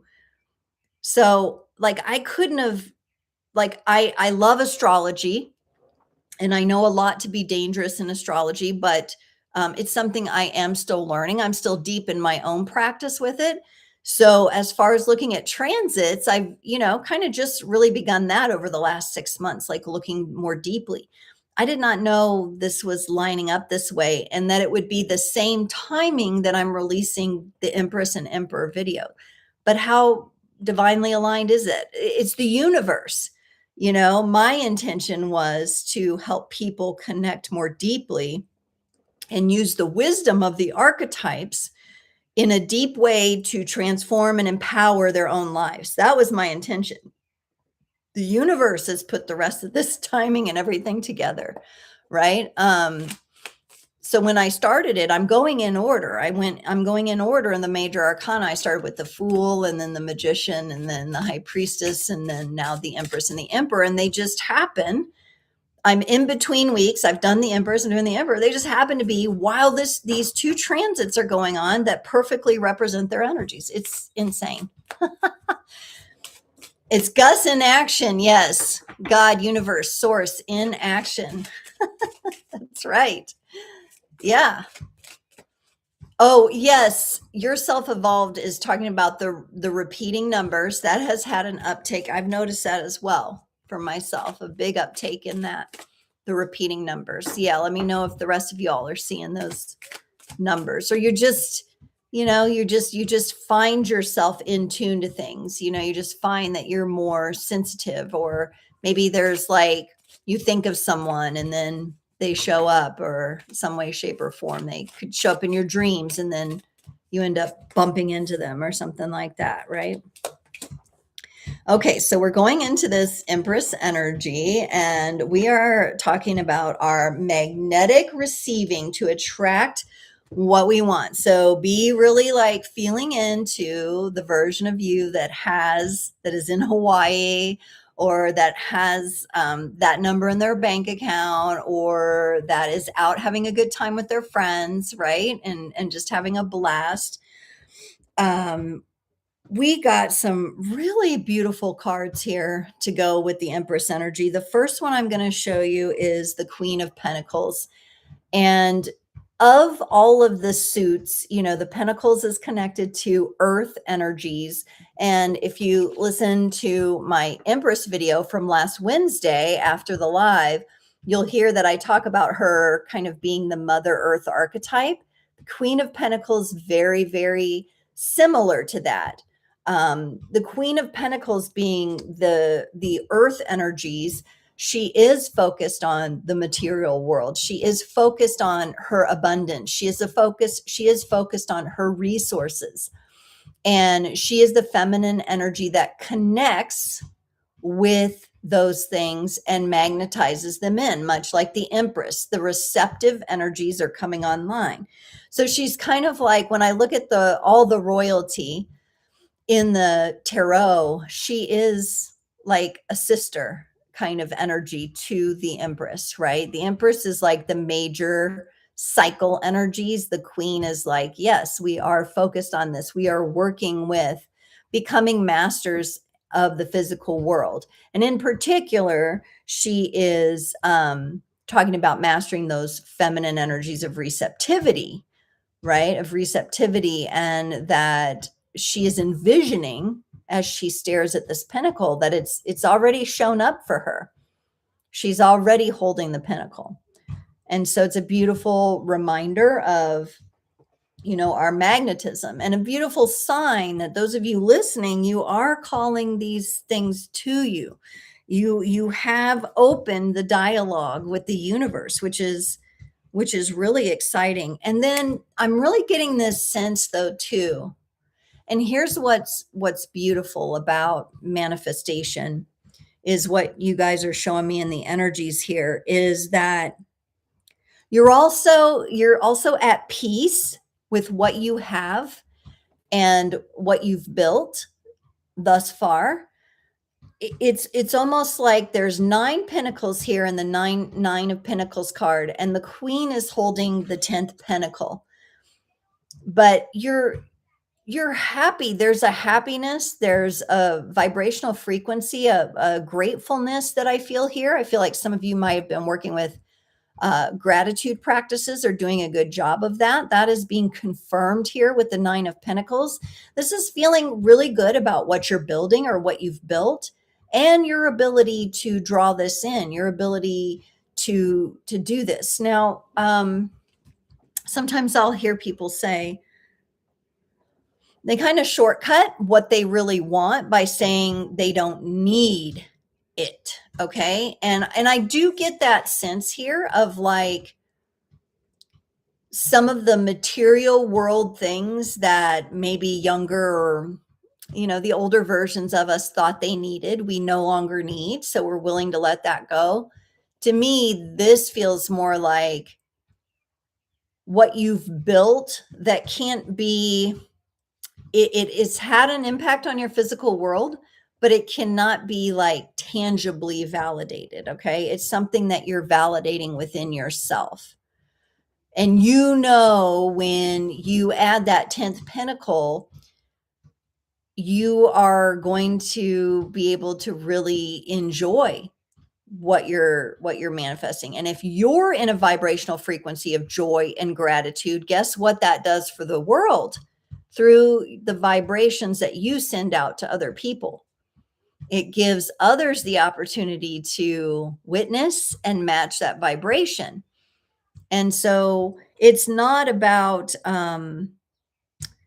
greed and wanting more and more and more. It's about opening the heart and finding yourself in these higher frequencies. And that's what I mean by, even though this is very much about resources in the physical world, there's the intangible is showing up as well in your energies, because the things that used to be important, having this, having that, no, not so much. It's not that kind of energy anymore, right? It's not that, what I'll say is like kind of like an immature energy of just like following a trend. You've really reflected on what it is you really want, what makes you happy, being in community with your friends, relaxing on a beach in Hawaii because gosh, you've done all the hard work. You've lived through massive ups and downs, and a week on the beach, you deserve it, right? Like you absolutely deserve to have that. And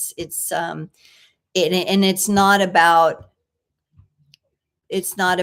the greed or the what I want to say, like what's the word, the label. It's about how you feel and the frequency that you put off. So that's really nice to see here. Like Devin said, I'm very at peace, yeah, and a happy person. Yeah. Same, Devin, same. Even going through challenges and ups and downs, I've learned that I'm more resilient than other people in those areas that and I think it has just a lot to do with um, just what I've chosen. I've chosen to be that, because there's a lot of things in life that have the opportunity to bring you down. And if you focus on those and you don't address them and heal them and process the emotions, then you're going to get more and more of that. Right. So if your external environment is not showing you what you want and desire, and I don't mean like all of a sudden you're going to have like a mansion on the beach, right? I'm not talking about that kind of thing, because remember, we're taking the greed and the comparison and the competition and stuff out of that. We're talking about the intangible values and frequencies that you can hold that are thousands of times more valuable than any material man-made created thing, right? Okay, this is how you feel just lying on the beach connecting with the sand, right? It's about that energy there. But if you find that your external world keeps giving you things you don't want, there's something inside of you. This is just the way it works. There's something inside of you that stays focused on that and will keep creating that over and over until you learn to make a different decision. So when you're deciding to be that version of you that is out having a good time with your friends, or is at the beach, or is seeing people seek you out for your insurance services or whatever it is, when you tune into that version, it's about the frequency you're holding. And as you face challenges and obstacles, the energy is encouraging us, the universe is encouraging us to keep going forward, to push through, to decide that even when we go through times of grief or sadness, we're still going to be a happy person. And so it is about doing the work. And there are times when that will be less energetic. There are times that will be sad even for us. But on the whole, and Devin, I know you know what I mean, like on the whole, you're a peaceful, happy person. And there's a bit of I've talked about this, I've heard someone else talk about it, like there being a war on happy people, because people who are unable to achieve that frequency are jealous of it. They'll never admit it to you, but they're jealous of that. And they might try to bring you down. So we've probably been through a bit of that in our lives of like, you have this good, happy energy, and I want some of that. And I don't know what way to get it. And people act all kinds of different ways to try to get it, right? So we do have to protect our own energy and have those emperor boundaries, which we're going to get into that in the next reading. But, it's good conversation to have. It's good reflections to have. At the end of the day, it's looking really good, creators, for us as far as success with this. We got the Magician. This is revisiting the magic within, the decisions you've made, the elements that you have mastered. They're all on the table right here, the cup, the pentacle, the sword, and the wand. And then being able to navigate the reality. And my Magician video, I talked about like one of my interpretations of this card that's kind of non-traditional is that this is the Fool is like the incarnation card, the 0 point where we drop into this reality, and the Magician being the number 1, which I think is kind of out of order. I kind of wish the High Priestess was first. Maybe we're evolving into an archetypal story as humans that we will kind of flip the script on this, the Magician first has to learn how to use these elements. So some people will drop in and through conditioned situations, of course, there's always situations and circumstances, but there's also inner fortitude and determination to not trade out the elements for this wand of the ether. So we don't try to wield magic that we're not equipped to wield, right? When we talk, especially we talk about people who are very energetically aware, like ourselves, not using our energy in a greedy way, in a way that isn't honoring the balance of those elements. Okay, so when I'm seeing it in this reading, however, so that's kind of my one interpretation of it. But when I'm seeing it in this reading, I see it as like, okay, we've come through the cycle of the archetypes, all of them, all 22, starting from 0 to 21, starting with the Fool, and we're on another cycle. And we now have the opportunity to maybe pause. We now have the wisdom we lay down the wand, we connect with the earth, we connect with those elemental energies, and making sure it's kind of like the masters revisiting the basics. Think about anything you've accomplished where you've become a master in that field, right? Whether it's martial arts, you're a black belt, whatever it might be. You always know how to ground yourself in the basics. And that's kind of what I get with this, is that you can always come back to that grounding point. Can you hear the basketballs outside? My neighbor kids love to play basketball. And when my kids aren't here right now, but if they were, they'd be probably out there playing basketball too. So you might hear that. And it brings me joy though. I love hearing little voices and everything and having fun.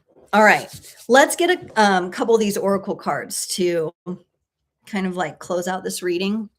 We'll go with the masculine energies first. Now, this would just be anything that might be sneaking around in those masculine energies, whether it be something that we need to be aware of, we need to take note of, we need to heal, or being something that is empowering and something that we can really carry with us from this. Ooh, the masculine is speaking to those synchronicities, 444. The masculine is saying this is important. So as you're taking action and you're getting these synchronistic messages, y'all, yay, that's what you want to do. So the masculine energy is coming through with a nice confirmation there. Repeating numbers. Who mentioned it? Yourself evolved? Yep. Spiritual numbers. That's good. That means you're taking the right actions. You're taking the right steps. Very, very good. Very good. Okay, that's a nice confirmation. Let's see what the feminine energies have to say. This deck is full of different vibrational frequencies. Some are about healing or what we need to let go of. Some are about the empowerment and focusing on things like that. So I'm just asking for the highest and best, whatever we need to know coming from the feminine, the Empress energies on this. Ooh, we might have two here. We have two. Yep. Sometimes two come out. So the first one up is sorrow, deep distress caused by loss, disappointment, or other misfortune suffered by oneself or others. So that could also be the frequency you feel like, feel the pain of children suffering in the world or things like that, that you might be connected to. So we're going to acknowledge that. The feminine is acknowledging it. The Empress is acknowledging it, and she's going to process it. She's going to let it flow. She's going to let the sorrow flow. She has a little waterfall that comes down and pools near her feet. Right? We're going to let the tears flow, and we're going to let them go to the earth, and we're going to let the earth transform them. So any of you who've been, maybe this could even be about grieving that older version of yourself, right?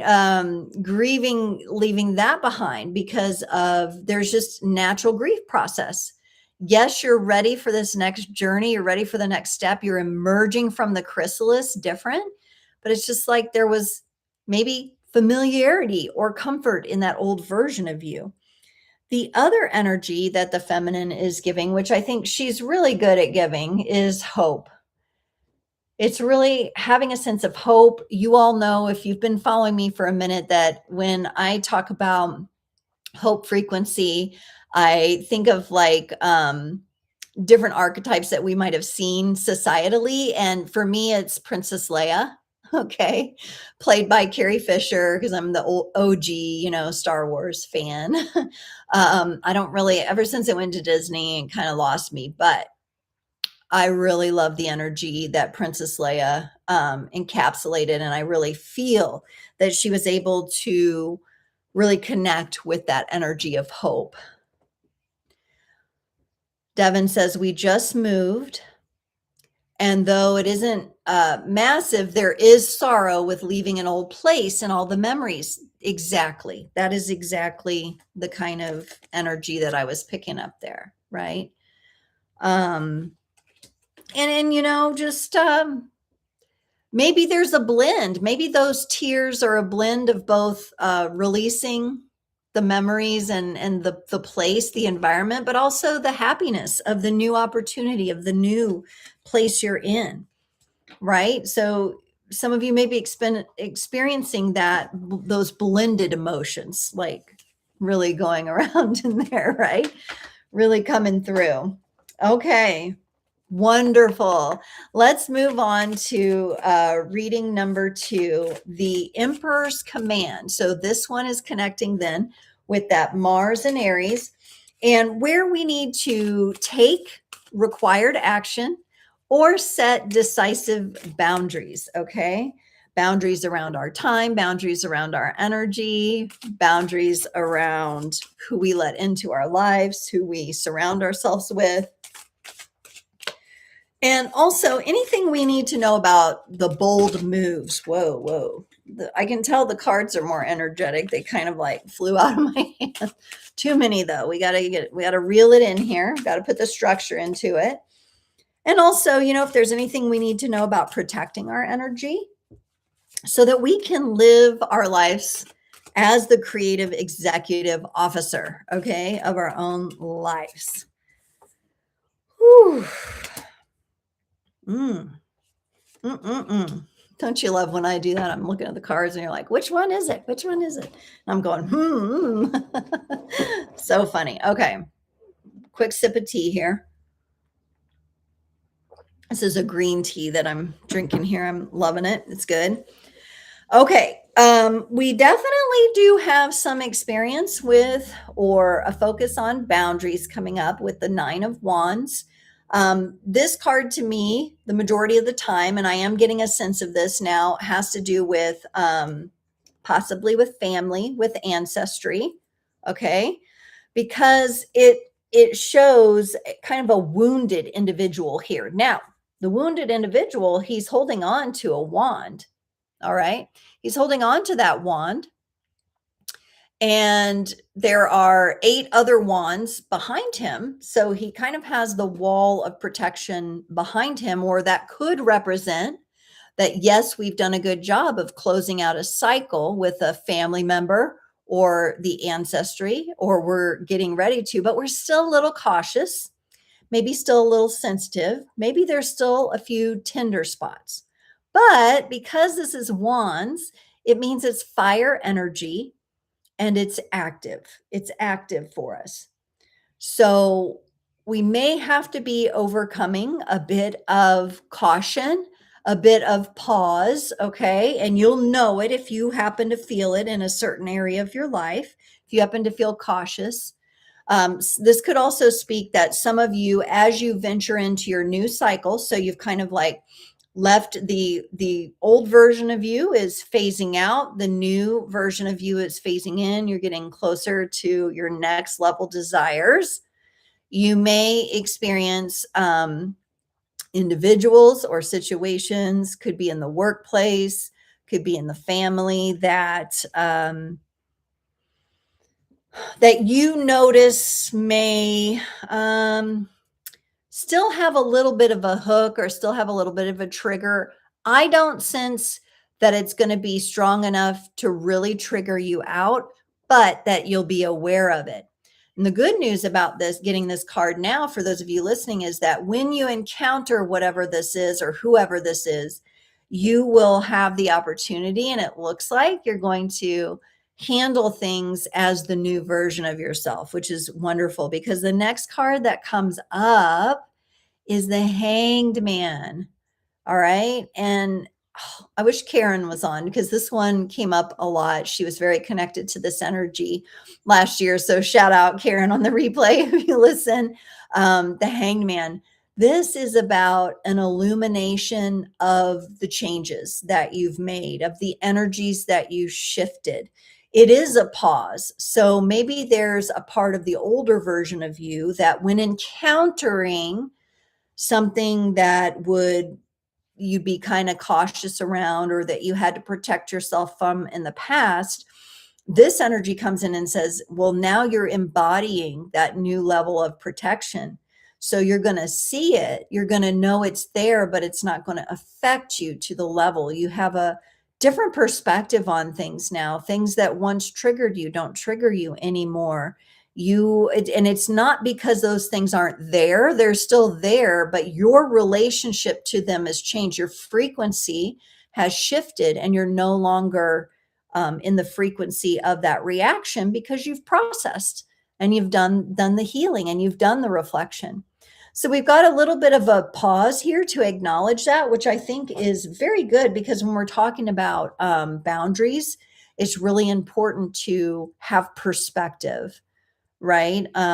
Because we want to set them in a healthy way. We want to set boundaries in a loving way, preferably, right? Sometimes we have to take a little bit harder line. Yes.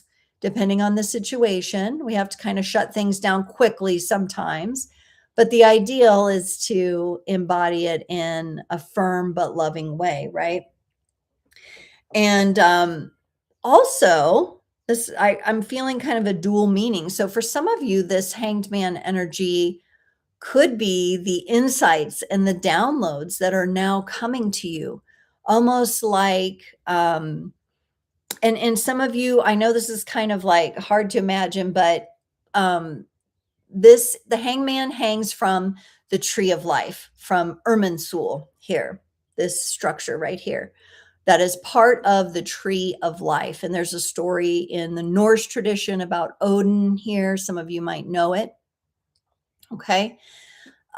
There's this beautiful sacrifice that one makes. And sacrifice it's kind of one of those words. It's like, sacrifice, it means like a loss. But when you sacrifice yourself unto yourself, and unto your connection to the universe, to creation, you are preparing yourself and structuring your life to be able to receive these different perspectives, these different illuminations that, and when I say different, I think I mean like more evolved illuminations is what I'll say. So it's actually a very great indicator of the level of wisdom that you're carrying and what you're open to. When the universe feels your vibration of mastering this energy with the Hanged Man, and this is the number 12 card in case I didn't mention that. Because we have 2 9s and a 12 here, or 1 plus 2 is 3. So we have a 939 here. The Empress is number 3. The Emperor is number 4, right? Then the universe can bring to us, because we have a new perspective, that the universe, which maybe has already brought us something, can say now you can see it. That's what it feels like. So maybe some of you have already manifested what you want. You just can't see it yet. And these cards here show me, and the progression of them show me that that's probably going to be illuminated for you pretty soon if it hasn't been. Yes, Devin, I'm glad you're able to relate to this and that you're feeling it. That's what happens when you show up and you're here and you drop comments in the live chat. And I feel into the frequencies of the people who are part of the community. So, of course, you want to use your own intuition and apply it to your life in the specific way that you need to. But look how good we feel. We feel good. And what I like about this feel good card, the 9 of Cups, is that we are feeling good about the decisions we've made, about the boundaries that we've set, and we're willing to uphold those. The arms are crossed on this individual, meaning there is still a level of protection. And the Emperor, when we're setting up structure, remember the Emperor is in the Knight's garb here. He's got armor. He's been through the journey of all the Knights, all the different elements. He's been the Knight of Pentacles. He's been the Knight of Cups. He's been the Knight of Wands. He's been the Knight of Swords. He's had all those experiences, and he's brought those 4 elements, like his 4-cornered throne here with the Aries ram heads, right? He's brought those elements into balance, and he is feeling good about it, and he's willing to protect that.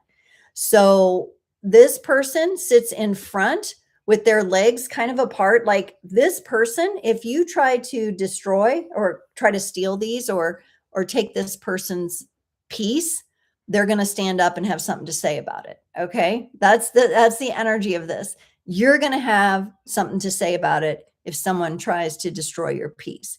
Now, chances are you are moving away from even bumping into that kind of energy because of the way you're working with your own frequency, which is good.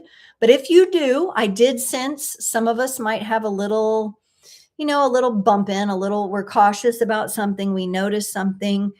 But with the Hanged Man energy and our willingness to protect our peace here and protect the structure and the learning and the wisdom that we've gained, I don't think it's really going to get the best of anybody here. It really doesn't feel like it. It feels like we're willing to defend and protect that, which is beautiful. Because, I always say an open heart is your greatest protection. The arms are crossed, but maybe a little relaxed. The heart is still open here. And maybe the arms are crossed just a little bit lower to show, but I will protect it. I will defend it, right? I will defend what's important here. So if you got any other thoughts, let me know. Let me know. Let's get into, sometimes some of you will see in these cards little things that I don't mention. And I always say, I know you're intuitive. I know you're sensitive. So trust your own instinct and intuition. If there's like a part of the image or you just have a different vibe, That's good. When I read, it's meant to inspire people to their own awareness, to their own awakening. So Tressa says you had a debate in your house just this week around protecting your peace.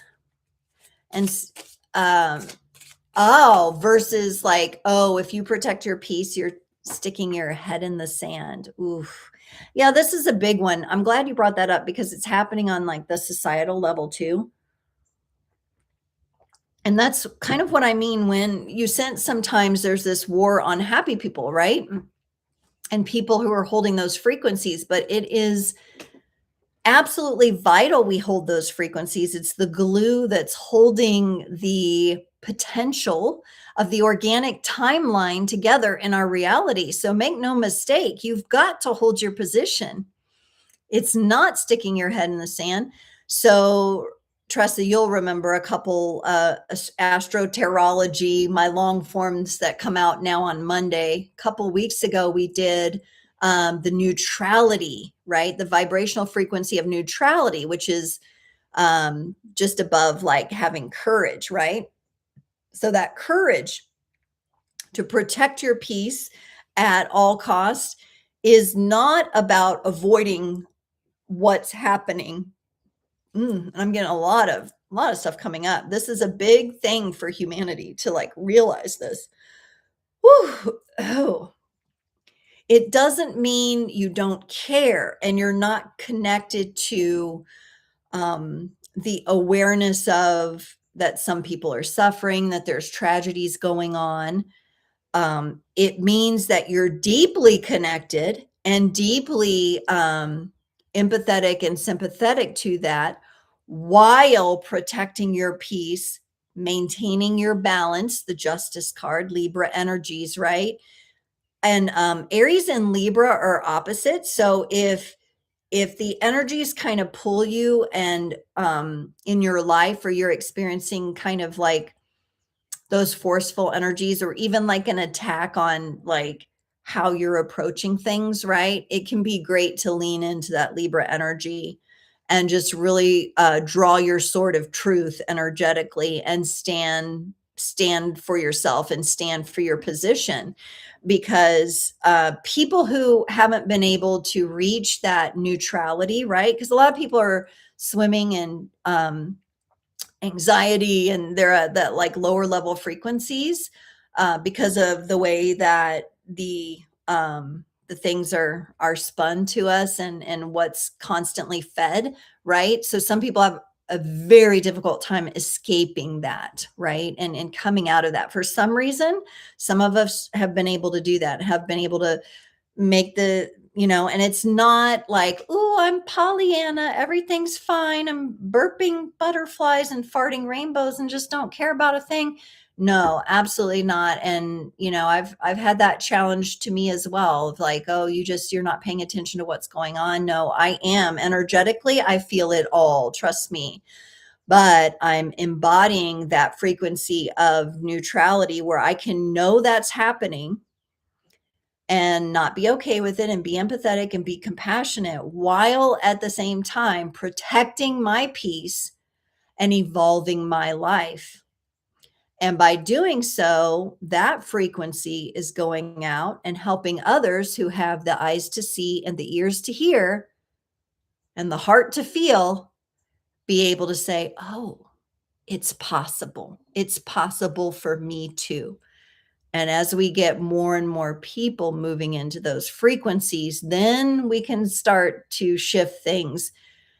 And eventually the effects field, there's a lot, of course, there's a lot working against that. There's a lot of dark stuff working against that. But all the more reason we've got to protect the sanctity of the divine, of what we've come to these awarenesses and that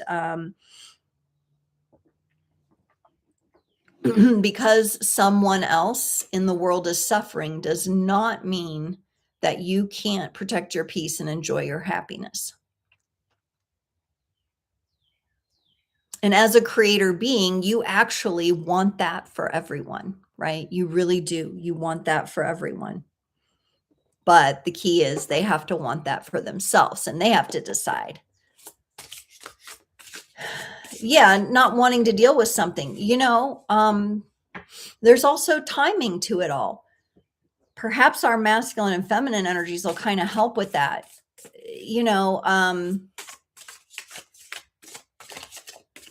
That can be interesting with when you have boundaries, because sometimes your boundaries are no contact boundaries. All right.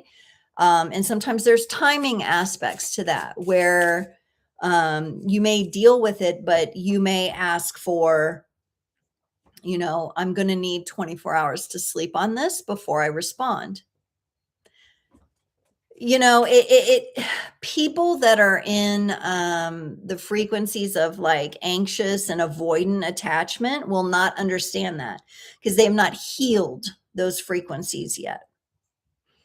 I don't sense that for you. I sense you're coming from a place of the peace is worth protecting, because that's how I can keep my cup full for me. And here's the important part: serve and give from the overflow, not from my own full cup, but from the overflow. And that's where the magic happens.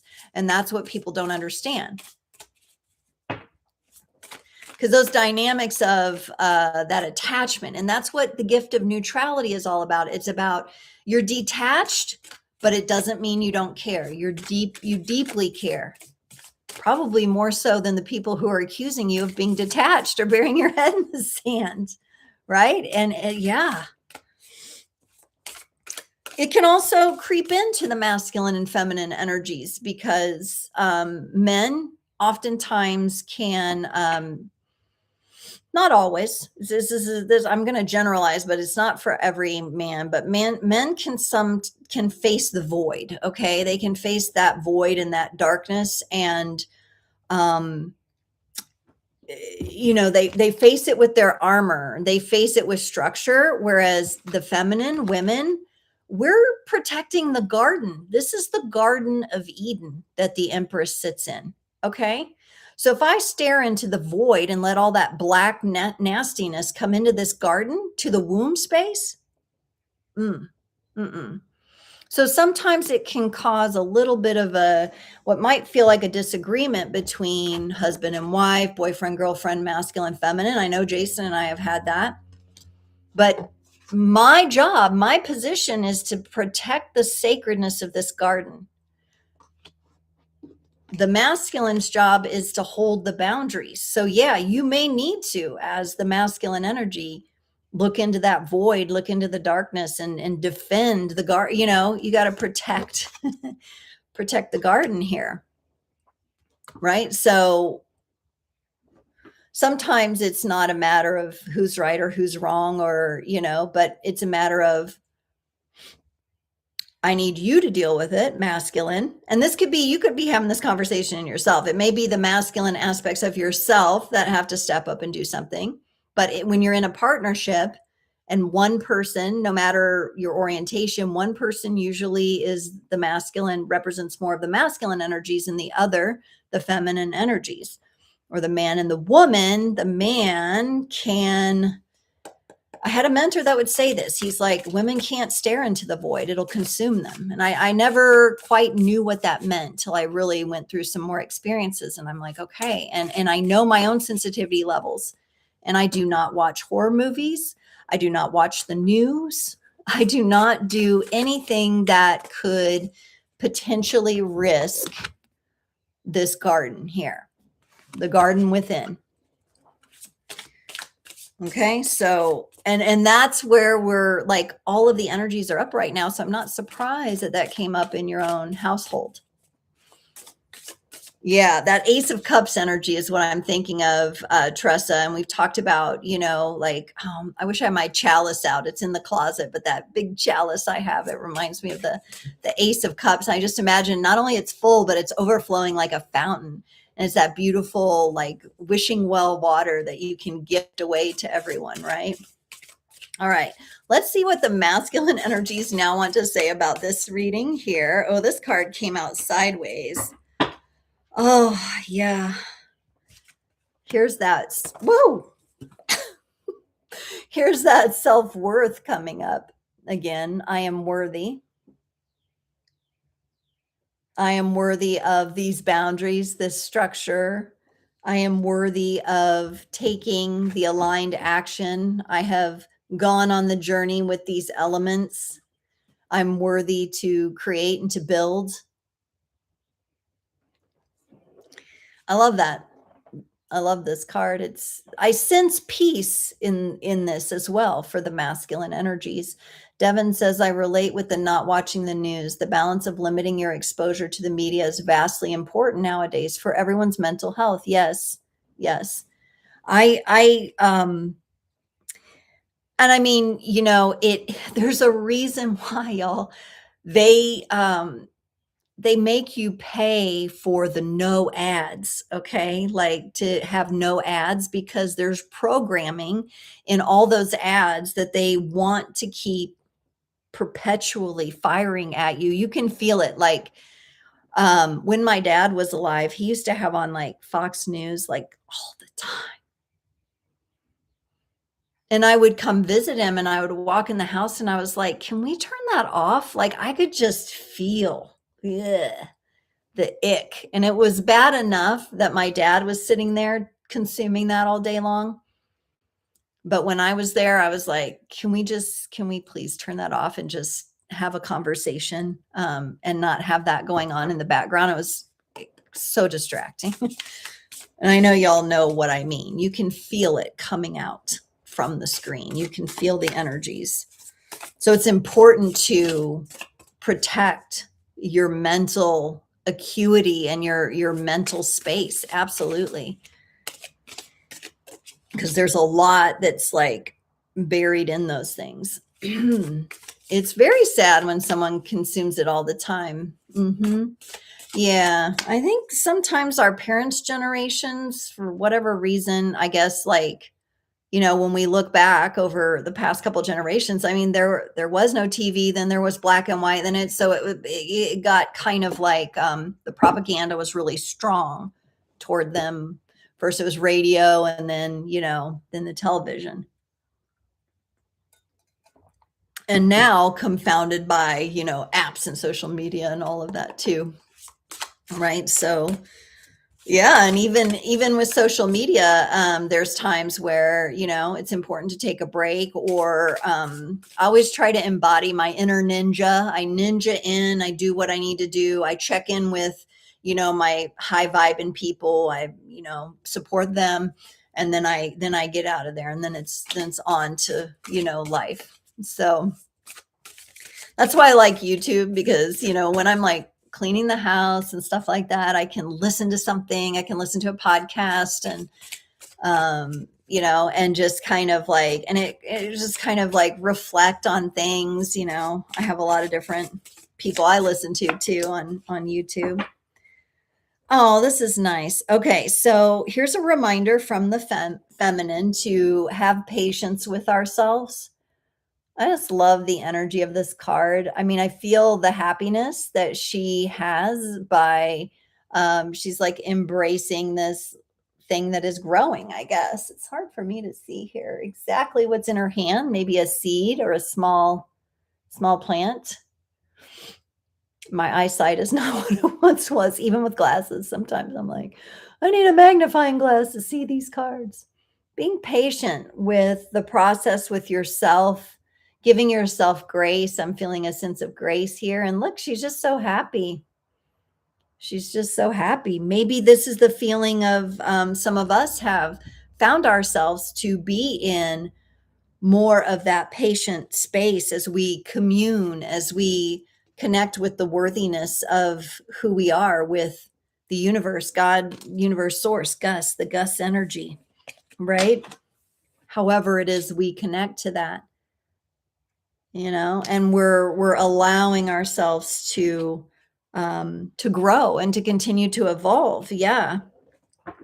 Both those cards feel to me like those oracle cards, like we're dropping unnecessary expectations, which is really nice, because a lot of the programming and the stuff that we see, it makes us feel like we have to be a certain way, look a certain way, drive a certain car, do a certain thing, in order to be valuable, to be worthy. And there's still a lot of that going on. I mean, I'm seeing some, and you see things in some of the younger generations that are quite concerning, as well, with some of these viral channels, and it's all about greed and flashiness and look at me and I've got the woman and I've got the car, and it's just like so cringy to me. So bad. It's like, who raised them? We need to, they fell. Some fell off somewhere. I mean, it's that neutrality. It's like, okay, they have a journey to go on. They have their own journey, their own lessons, their own healing to do. I respect that. I did too. There's times in my life where my 20s, before my brain was fully formed, y'all, I did not always make the best decisions. So I can have the sympathy and the empathy there, but also, say, that's not looking too good. All right, let's move on to this new moon energy, new moon in Aries coming up for us. Okay. Unstoppable synergy. Unstoppable synergy. What's it going to take for us to really have these aligned energies, the Emperor, the Empress, and this unstoppable synergy within us, where we can really feel like we can be that now. We can be her now. We can be him now. And we're really drawing closer and closer to that version of ourselves, right? And then what happens when we get there? Then we throw the line out again, and then we're evolving even more to the next up-leveled version of us. Now, it's interesting because there's a progression of energies here again. First of all, what's coming through strong is making the decision. And this, with all the Aries energy that's really going to get flowing and moving, we're probably going to be getting a lot of different offers. Okay. A lot of stuff is going to be moving, but the Four of Cups comes in and says, is what you're being offered really what you want to accept? Okay. And I'll just give you an example. I'm so excited to be able to go to a grand opening of a shop here in Kansas City. Today, I'll be doing little in-person mini readings. And one of the things that the shop owner said, well, if it works out for you, maybe you could come here a few times in a week. And I was like, well, I can't do that because I am committed to homeschooling my kids and building an online business. I don't think going somewhere and being there for hours is going to be a good match for me, even though I love the energy of the space. It's very positive, high vibe, very clear. But I am so excited that I get to go to this grand opening. While my schedule will not allow for maybe the repeated things down the road, maybe I can. Maybe there's another possibility. Maybe I can attend special events or something like that, right? So this is about knowing where your energy can take on something and where it can't. And you'll get that feeling. The Cup's energy is about feeling in your body. It's about keeping that cup full. Do you want to add this cup? Or would you rather focus on these three that you already need to make sure are full and overflowing, right? So each of you may have like a different type of experience. Something might sound good, but you're reflecting on, do I have the time, the energy, the space in my life? And it actually might be good, but is it the old version of you that would say yes and then burn out and get overextended? So there's a very much an honesty, being honest with yourself in your energy. Thank you. Yeah, I think it will be fabulous. I definitely got a yes in my body to go to this event and be in the space tonight. I'm really excited for that. It's time for me to be out about in community a little bit. But I gotta know for, doing that on a recurring basis. It's something that an older version of me did do. And I got quite burnt out on it. And so now in my life, I have other things going on. I've made other commitments, but I know I can have a great experience and also say no at the same time, right? To anything additional that might take away from my time and energy that is already invested in the membership I'm creating and in the other courses that I'm doing, right? I don't want to take away from those. So yeah, so think about those things. We're not, even though there's going to be a lot of activity, we might not be saying yes to everything that comes our way. And there might be a lot of things coming our way. All right. So think about that. No matter where you're at, what you're doing, and maybe it's an offer from your friends. They want that you go out with them, you have a great time, they want more, but you want some family time too, and you have to balance that out, right? I know. I wish some of y'all were nearby.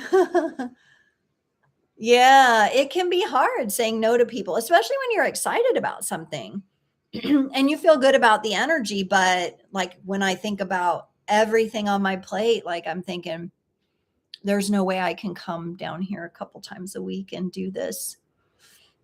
There's no way. Like I already have a very full calendar, and I have to maintain what is empty right now for my planning of the membership and the things I've committed to. And I kind of feel like that's kind of like the little test I'm talking about that we got kind of in the last reading of like, yeah, there might be a little test coming to you. So you may feel good about one thing, but not be able to take it further, right? Even if it is an opportunity that opens up, but it doesn't mean you can't have good relations. It doesn't mean you can't have an amazing experience. And really, like, my plan is to I really like the energy of this shop. I really want her to be successful. She is beautiful, an amazing person. I could tell when I walked in.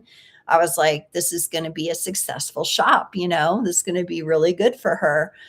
But also it's like, oh, I wish if I had a clone, maybe that would work, but that's not the way it goes. So there's going to be some energy like that with some of these transiting energies in the new moon in Aries of like, what are we really capable of taking on, right? Because the last thing we want to do is do that old version stuff where we burn ourselves out and then we're wiped and then we can't serve from the overflow because there's no overflow and we're trying to fill our cup back up.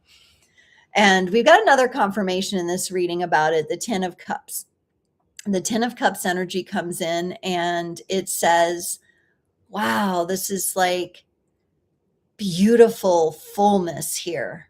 You are maintaining. Remember, we had the 9 of Cups in the last one, this coming in for the unstoppable energy. So what does it feel like when you have the thing, when you've arrived at the thing? This is exactly the energy of future casting that I was talking about. And maybe right now you're just connecting to a vision, might feel a bit of a pie in the sky kind of energy, but look at the happiness, the dancing, the opening, the welcoming this energy in. This is a 10, so it's an energy of feeling complete, of achieving the thing, right? And not only achieving the thing, because it's really not about a destination, it's about the journey on the way. So it's really about enjoying the journey and really feeling full and good about where you're headed. Not getting too hung up at all on the how. Let the universe unfold the how to you. You just stay connected to that version of you that has achieved the thing, that has the thing, that is on the beach, that is out with friends, and the universe will reel that in, as I say, when I use my fishing analogy. Now, the other thing that's really coming up for this full moon, not full moon, new moon energy, it feels very full to me. And I think I've done that several times. I typed full moon instead of new moon. So it feels very full to me for some reason, this new moon in Aries. It feels very, big and full, but it is a new moon. It's a dark moon. Very interesting. Is that what is being shown here, and this is Scorpio energy for those of you who work with the different astrology energies. The death card comes up as transformation. It comes up as transformation. And I feel like this is where we actually see the end. We see more clearly that there's been an end to a cycle, an end to the older version of us. And here's that fire horse. We're in a fire horse year, according to the Chinese zodiac. We're in a yang year. That fire horse energy is leading us through this transformation. Okay. And like Devin said, this comes with maybe a little bit of sorrow, the memories, it's kind of like that bittersweet symphony that we feel or that we experience sometimes. But in order, this is the realization, this is the embodiment of realizing that there are energies that had to die away in order to be born again in a new form. Okay. And that's what we're experiencing. The dark moons can be really helpful with that. I call the new moons the dark moons because, you really can't see. It's really dark in the sky, right? And so maybe there's going to be this honoring of that for us next Friday. We might work with that energy a little bit here on the live too. Maybe I'll carry it in. But otherwise, I mean, we're feeling like amazing about it. The death card for a few of you also could be speaking to someone about someone you've lost. They're coming in as a support for you right now. So if someone popped into your mind like death or like, grandma, grandpa, mom, dad, whoever it might be, whoever popped in, they are supporting you this phase of your journey right now. So for those of you who had that memory. Oh, yes. And the masculine energy brings up vulnerable, feeling fear and doing it anyway, opening up and being willing to share weaknesses. So that's the taming of that ego. Here it is. And look, there's tears, being vulnerable, feeling fear, doing it anyway, being willing to show your lessons, your weakness, share your lessons, share your vulnerability. A great time for that. People are really resonating. When other people share personal stories, there's people that are very much resonating with that now. Because there's parts of them that maybe haven't been able to put those things into words. So maybe it's vulnerability to share your story. Maybe it's vulnerability to share your softness. Maybe it's vulnerability to own your mistakes. Whatever it is, the masculine energy is coming in with that. Feeling fear and doing it anyway. Yes. Vulnerability to be seen. Vulnerability to initiate the invite. Vulnerability to make the sales call. Vulnerability to raise your prices. Whatever it is that you may have been putting off, right? Now, the feminine comes in with a little bit of an energy that might need to be cleared, and it says needy, clings to the masculine to make oneself feel better emotionally. We'll do anything and everything to please the masculine. Oh my goodness. And I don't know if this is coming up. This one flew out of the deck. We just watched like one of those documentaries on cults where the women are brainwashed to the degree they just do anything the false prophet dude says, right? And this is not to say in the creator community that that you're doing this intentionally or anyone's doing this, but it does kind of have us say, okay, let me do a little check. Am I operating in a people-pleasing kind of way? This is something that, people-pleasing is something that I learned a hard lesson with last year. And I've been working on unwinding from that tendency, right? So feminine energies are coming in and saying, hey, is there a little too much like trying to please? And trying to fill an emotional void that way, that neediness, that needy energy. It can come up both ways. It can be feminine doing it with the masculine or vice versa. Let's just say, looking and trying to extract that energy from someone else, right? Rather than achieve it on our own or to fill those empty spaces in ourselves. Okay, I want to get before we close out, I'm going to get, because I did pull this deck out, Divine Essential Counterpart Oracle. I want to pull a few cards. These tend to be more like messages. They could be from one person to another. So it could be relationship wise kind of thing, or just messages for how to better ourselves in our relationships and in our connections. So I'm going to get a few cards from here real quick and just see what comes out for us today.